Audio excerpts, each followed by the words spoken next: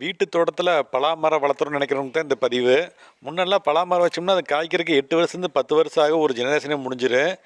நம்ம நாட்டு ரகம் பார்த்திங்கன்னா பண்ருட்டி பலா, புதுக்கோட்டை பலா, பாலூர் ரகம் முன்னே அப்படி இப்படி நிறைய வெரைட்டி இருக்குது. இதெல்லாம் இப்போ வந்து ஒட்டுறதுலேயே வந்தாலுமே எப்படியும் காய்க்கிறதுக்கு 4 to 5 வருஷம் ஆகும். ஆனால் உடனடியாக காய் வேணுங்கிறவங்க இந்த வியட்நாம் சூப்பர் ஏர்லிங்கிற வந்து செடியை வாங்கி வைங்க. இது 1 வருஷத்துலேருந்து 1.5 வருஷத்துலேயே காய் வந்துன்னு சொல்கிறாங்க. அதிகபட்சம் 2 வருஷத்தில் காய் வரும். தரையோட தரையாகவே இது காய் வந்துடும்.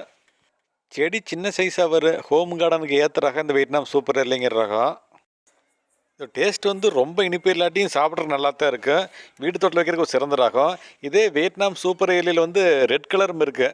இது காய் பார்க்குறக்கு இந்த மாதிரி ரோஸ் கலரில் இருக்குது. உள்ளே பார்த்தீங்கன்னா சுளைகளும் வந்து ரெட்டும் ஆரஞ்சு கலந்த கலரில் இருக்குது. இது வந்து 1.5 வருஷம் அதிகபட்சம் 2 வருஷத்தில் காய்க்கு வந்துடும்.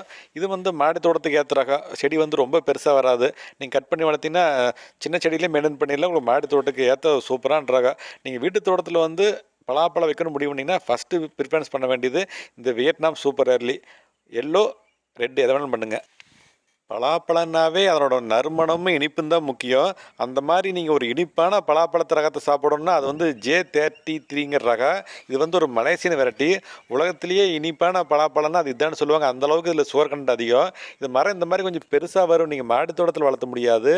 ஒரு வீட்டை விட்டு தள்ளி ஒரு தோட்டம் இருக்குதுன்னு அங்கே வச்சு வளர்த்தலாம். ஒரு இனிப்பான பலா சாப்பிடணும்னு நினச்சிங்கன்னா இந்த மலேசியன் J33 சூஸ் பண்ணி உங்கள் வீட்டு தோட்டத்தில் வைங்க.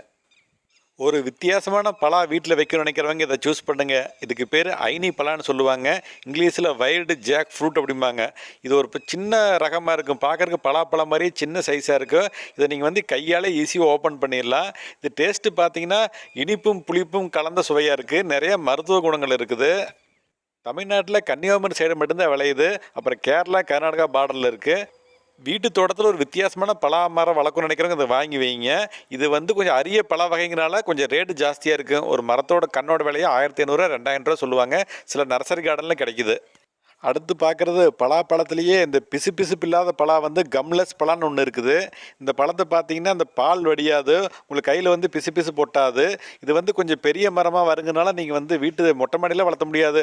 வீட்டுக்கு பக்கத்தில் தோட்டம் இருந்தால் அங்கே வேணால் வளர்த்தலாம். இது சூப்பரான ரகம். கம்லெஸ் பலான்னு சொல்லுவாங்க.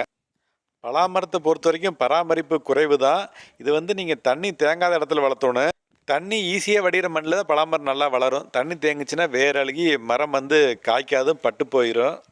இதில் மொட்டை மாடியில் வைக்கிறவங்க அந்த வியட்நாம் சூப்பர் ஏர்லிங் ரகத்தை மட்டும் தேர்வு செய்யுங்க. மற்றெல்லாம் தேர்வு செய்ய வேண்டாம். வீட்டு தோட்டத்தில் வளர்த்துறவங்க வேணால் மற்ற ரகத்தையும் சூஸ் பண்ணுங்கள்.